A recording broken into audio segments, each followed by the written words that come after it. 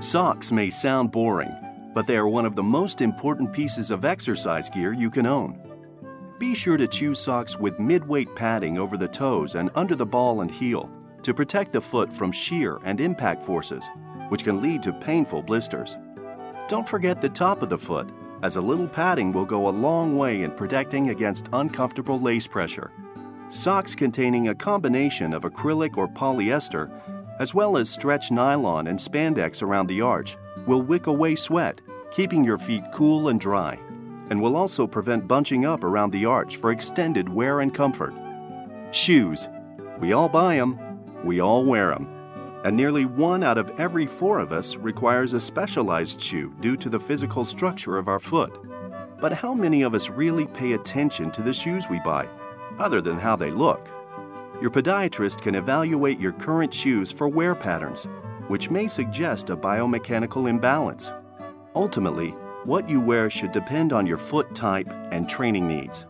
Today, shoes have features which are designed for different foot types. For instance, motion control shoes are the most rigid, durable, and control-oriented shoes that limit overpronation. Buy these shoes if you overpronate, if you wear orthotics and want a stable shoe, or if you have flat feet. Stability shoes provide a good blend of cushioning, support, and durability. Buy these shoes if you need support and good durability, but don't have any severe pronation or supination. Cushioned shoes have the most cushioning with the least support. If you underpronate, have a high arch, and don't need any extra support, buy these shoes. If you are participating in a fast-paced race or training program, choose a lightweight training shoe, as long as you have no motion control problems. If you run off-road or in inclement weather and need more traction and durability, choose a trail shoe with more durable uppers and a thicker sole. Exercising in worn-out shoes or shoes not intended for the sport, such as wearing running shoes to play tennis, can cause or contribute to injuries. So always use your shoes for their intended sport and have an extra pair on hand and alternate shoes when possible to give them time to dry out between exercise sessions. When buying new shoes, shop late in the day because your feet swell during the day. Always measure your foot while standing and be sure to try on shoes with the socks you normally wear.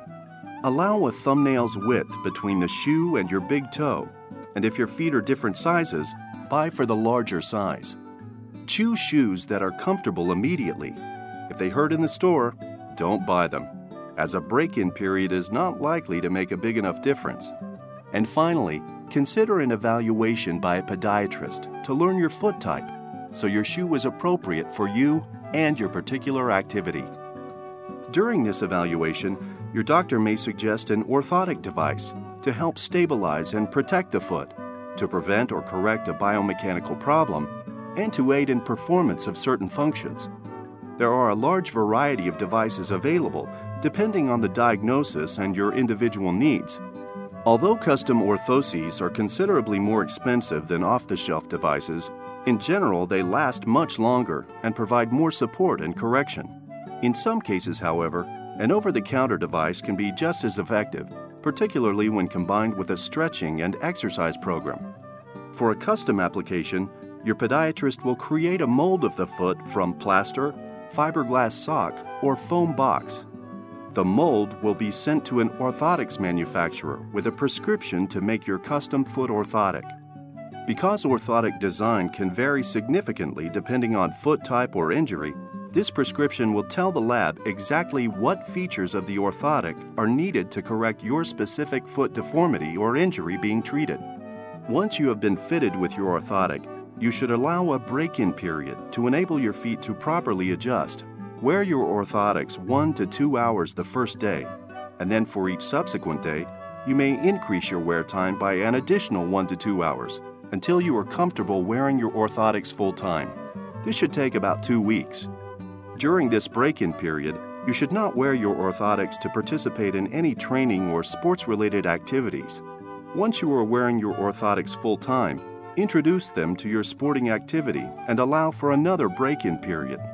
For example, if you typically run 4 miles, only run 1 to 2 miles the first time out in your orthotics, and then gradually increase your mileage. You should break in your new orthotics in one pair of shoes or sneakers until you are comfortable wearing them on a full-time basis. Always wear your orthotics with socks or stockings to avoid blistering. During the break-in period, inspect both feet for new red marks, blisters, or sores as soon as you remove your shoes and socks. Any pink or mild red areas should disappear within 10 to 15 minutes. If you notice any persistent pressure areas or sores, discontinue use immediately and consult your podiatrist. Your orthotic should not be worn with any shoe which is deemed worn out. Check for excessive wear on the heel, wedging on one side, increased bendiness of the middle arch of the shoe, or any holes within the shoe lining. Be sure to take your orthotics with you to pick out shoes. It is important that your feet and the orthotics fit correctly in the new shoes for optimal comfort and support.